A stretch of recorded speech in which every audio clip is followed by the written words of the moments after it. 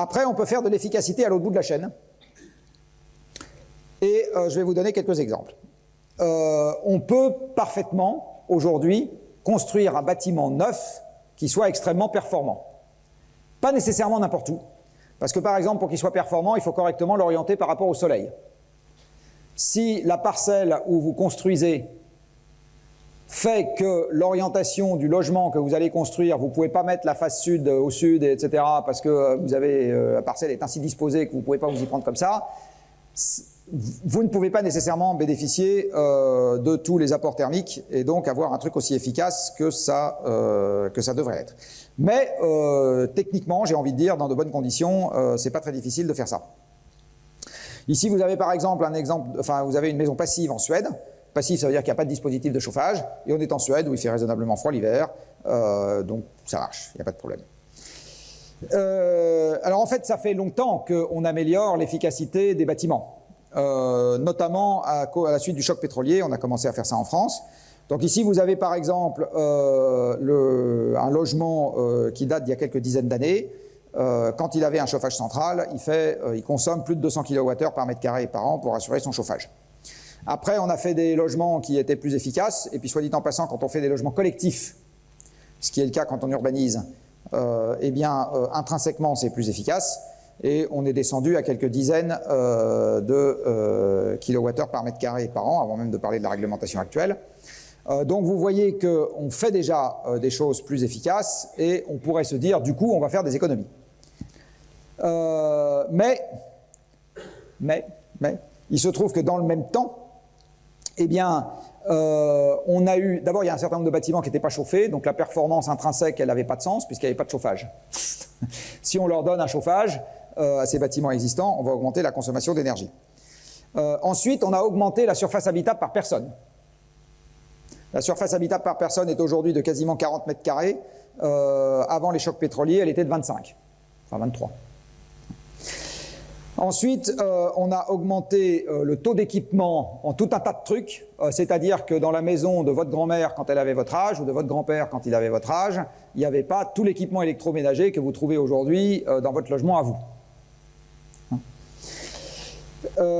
Ensuite, on a évidemment augmenté la quantité de logements, ce qui fait que la quantité d'énergie totale qu'on utilise dans le bâtiment est restée à peu près constante.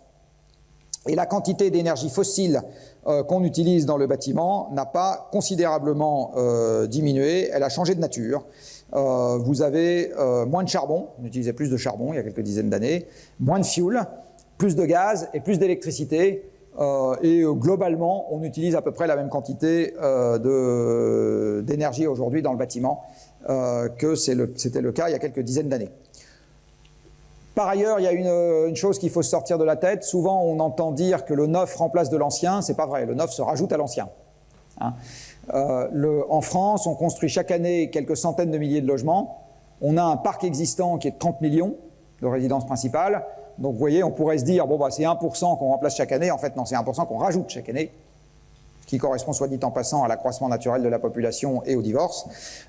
Et le vrai taux de renouvellement, c'est plutôt de l'ordre de 1 pour 1000.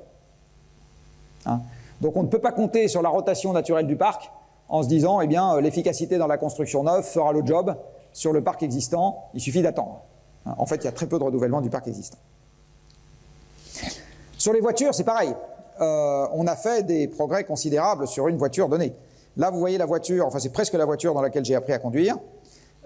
Et ici, vous voyez la petite voiture, on va dire, de la société moderne.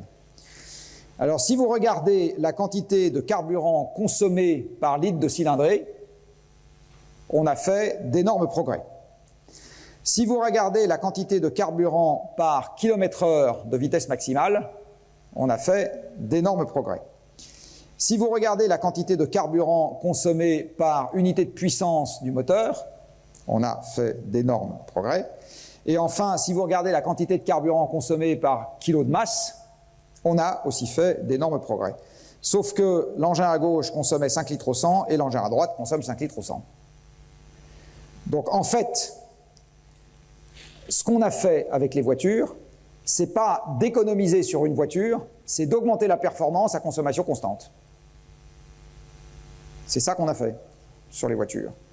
De même que sur les bâtiments, puisqu'on a à peu près la même quantité d'énergie consommée, pas tout à fait pour la même population, mais presque en ordre de grandeur, on a augmenté l'espace habitable et la quantité d'équipement du logement à consommation constante. Ce que laisser à elle-même, et je vais généraliser ça, l'efficacité énergétique nous offre, en général, c'est un accroissement des performances à consommation constante, voire à consommation croissante. Parce que nous sommes en démocratie et qu'on a le droit d'acheter ce qu'on veut. Oui. Ici, c'est 4,5 et 6 litres de la même chose. Oui, oui. En l'occurrence, à gauche, c'était de l'essence, à droite, c'est plutôt du diesel, mais peu importe. Ce que je veux dire, c'est que c'est le même ordre de grandeur. Si on avait vraiment appliqué les multiples que vous avez là, on aurait toujours des 2 chevaux aujourd'hui. Donc, les voitures que vous auriez plafonneraient à 90 km/h, feraient 500 kg, et effectivement, elles consommeraient 2 litres. Mais ce n'est pas du tout ça qu'on a fait. C'est pas du tout ça qu'on a fait. Dans le même temps, le parc de véhicules dans le monde augmente fortement. Et du coup, là, vous l'avez pour le monde dans son ensemble, la quantité de carburant que nous utilisons dans le monde a tendance à augmenter pour le moment. Donc, la question de savoir si on fait des économies est une question intéressante. Et pour le moment, en fait, la réponse dans le monde, c'est non, on ne fait pas d'économies. Sauf quand on y est obligé. Donc, en Europe, on a déjà commencé à devenir un tout petit peu des pauvres du pétrole, c'est-à-dire des économies forcées. Vous avez ici, je vous l'avais déjà montré, mais je vous le reprojette, l'approvisionnement européen en pétrole depuis 1965. Et ce que vous voyez, c'est que depuis 2006, on a perdu quasiment 14% d'approvisionnement pétrolier. Alors ça se fait en 2 temps. Hein. Ça, c'est jusqu'en 2013-2014. Là, vous avez l'approvisionnement en pétrole de schiste et le très fort. Là, en gros, le prix du pétrole étant très fortement remonté à partir de 2008. Vous avez à la fois le pétrole de schiste qui se met à produire de manière importante parce que les prix du pétrole sont élevés. Tout un tas de projets, notamment dans la mer du Nord, qui consistent à mieux racler les réservoirs, qui sont mis en œuvre. Et donc l'approvisionnement domestique se remet à légèrement croître. L'approvisionnement mondial se remet à légèrement croître. Et du coup, l'Europe repart légèrement à la hausse. Mais comme je vous l'ai dit au moment du cours sur le pétrole, ça ne va pas durer éternellement. Et du coup, ce que vous voyez ici, c'est la quantité de carburant que nous utilisons en France. Et vous voyez qu'en fait, on est passé par un maximum au début des années 2000, et depuis, c'est raisonnablement stable, en très très léger déclin, mais en gros, c'est raisonnablement stable. Donc en fait, la quantité de carburant qu'on consomme en Europe, et en France en particulier, a déjà commencé à se tasser. Mais là, ça se fait, j'ai envie de dire, sous la contrainte. Hein, c'est pas de l'efficacité, c'est pas de la sobriété, c'est une forme de pauvreté parce que on ne peut plus. Bon, ça je vais le passer parce que ça.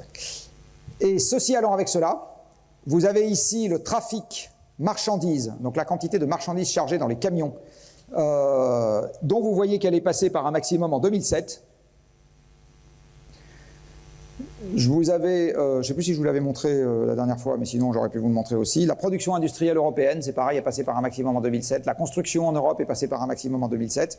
Donc en Europe, on a commencé à faire des économies obligées, ça s'appelle de la pauvreté, et à cause de ce que raconte mon équation de Kaya, c'est déjà en train de s'appliquer au flux physique de la production, et du coup à la contrepartie monétaire de ces flux physiques. Alors voilà un autre exemple, toujours dans les économies d'énergie. Ici, vous avez le frigo de l'américain et de l'américaine en 1950. Ça consomme quelques centaines de kilowattheures par an et ça possède 100 litres de capacité. Ici, vous avez le frigo que vous trouvez chez un revendeur que je ne nommerai pas aujourd'hui. Ça consomme toujours quelques centaines de kilowattheures par an, un peu moins en l'occurrence. Par contre, la capacité a été triplée et un tiers de cette capacité est à moins 18. Alors qu'à l'époque, c'était entre 5 et 10 degrés. Donc voilà, donc à nouveau, on a fait énormément d'économies. Si on regarde un frigo. Voilà mon premier ordinateur dont je vous avais parlé au moment du cours sur le changement climatique, donc l'ENIAC. Voilà, il a un peu moins de 20 000 tubes à vide. Il a un poids confortable, vous voyez, il pèse quelques dizaines de tonnes. Et il consomme 100 kW d'électricité. C'est un très très gros radiateur. Voilà l'ordinateur dont je suis en train de me servir. Il fait 2 kg, un peu plus de 2 kg. Il a des dizaines de millions de transistors et il consomme 20 watts. Donc, que vous regardiez par unité de poids, par unité logique, etc., on a gagné un facteur absolument hallucinant en ce qui concerne l'efficacité d'un ordinateur. Cet ordinateur est plus puissant qu'un supercalculateur des années 70, lui-là, qu'on utilisait pour aller sur la Lune. Mais dans le même temps, les gens se sont un tout petit peu équipés, vous voyez, en tout et n'importe quoi, donc en frigo, en ordinateur, en machin, en lampe, Et quand vous regardez la quantité d'électricité utilisée dans les bâtiments en France, eh bien voilà à quoi ça ressemble. Vous voyez, l'essentiel de cette augmentation, ce n'est pas du chauffage, c'est tout le reste. C'est tous les appareils électriques que vous trouvez aujourd'hui dans les logements. Chacun d'entre eux étant considérablement plus efficace que celui qu'on avait il y a 30 ans, quand il existait. Donc chacun d'entre eux est considérablement plus efficace. Il n'empêche que vous voyez que ce n'est absolument pas des économies en valeur absolue qu'on a faites. Si je regarde à l'échelle de la planète, vous avez ici la quantité d'électricité qui est utilisée, donc produite sur Terre depuis 1945. Alors vous voyez, en 1945, est-ce que vous savez quelle est la production électrique de la France actuellement?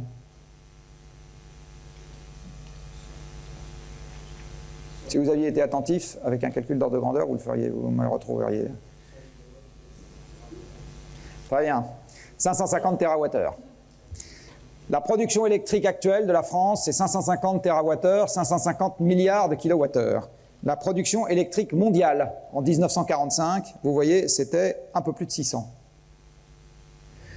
Donc retenez qu'en ordre de grandeur, la Terre entière utilisait autant d'électricité que la France en produit, aujourd'hui, en 1945. L'électricité pour tous, c'est la marque de la deuxième moitié du XXe siècle. Même la première moitié du XXe siècle ne connaissait pas ça. Il commençait à y avoir de l'électricité dans les maisons bourgeoises et dans quelques endroits, mais voilà, et pour faire avancer quelques métros. Mais l'électricité pour tous, à cette époque, ça n'existait pas. Si on fait un zoom plus récent, voilà à quoi ressemble la quantité d'électricité utilisée dans le monde sur les 30 dernières années, en gros. Ce que vous voyez, c'est qu'une bonne partie de l'incrément, pas tout, la zone OCDE a augmenté sa consommation, etc. Mais là, vous voyez l'essor de la Chine, qui est absolument spectaculaire en ce qui concerne l'électricité, et le reste des émergents que vous voyez là également. Et l'électricité, c'est une énergie finale qui est particulièrement difficile à faire baisser par unité de PIB. Alors, ne me demandez pas pourquoi, parce que je n'ai pas encore regardé dans le détail, mais vous avez ici une courbe qui vous donne la quantité d'électricité qui est utilisée dans le monde, donc c'est une moyenne mondiale, par dollar de valeur ajoutée, donc par dollar de PIB. Eh bien, ce que vous constatez, c'est que sur la durée de cette série, c'est-à-dire sur un peu plus de 30 ans, cette valeur est aux oscillations près rigoureusement constante. Il n'y a strictement aucun gain d'efficacité électrique par dollar de PIB sur les 30 dernières années. Donc la conclusion de ce petit passage sur les appareils, c'est qu'il faut faire très attention, quand on parle économie d'énergie, à ne pas confondre deux choses qu'on confond en permanence, qui sont l'efficacité unitaire, c'est-à-dire combien je gagne par appareil ou par usage, et l'efficacité globale, c'est-à-dire est-ce que je suis capable de faire baisser globalement ma consommation d'énergie rien qu'avec cette efficacité. Et ce que vous voyez, c'est que sur la même durée, et en fait depuis qu'on fait des séries statistiques, on a en permanence, en même temps, une efficacité qui s'améliore un peu, dans le même temps qu'une quantité globale utilisée augmente.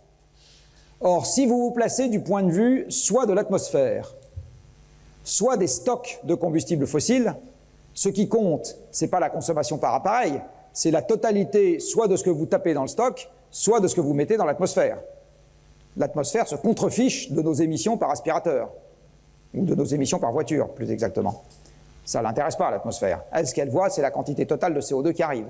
De même qu'un réservoir de pétrole, la consommation par voiture ou la consommation par chaudière, il s'en fiche.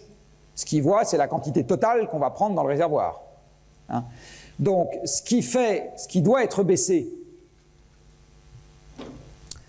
si on parle économie, c'est soit les émissions totales, si on parle du climat, soit la consommation totale de combustibles fossiles, si on parle d'énergie. C'est bien ça qui doit être baissé. Et le grand drame de ce qu'on a fait jusqu'à maintenant, c'est qu'à quelques exceptions près, tout ce qu'on a fait en efficacité unitaire a toujours été plus que compensé par une augmentation des usages. Toujours, tout le temps. Dit autrement, compter juste sur les ingénieurs en ne réglementant pas les usages est quelque chose qui ne marche pas. Ça ne marche pas. Comme ça. Marche pas.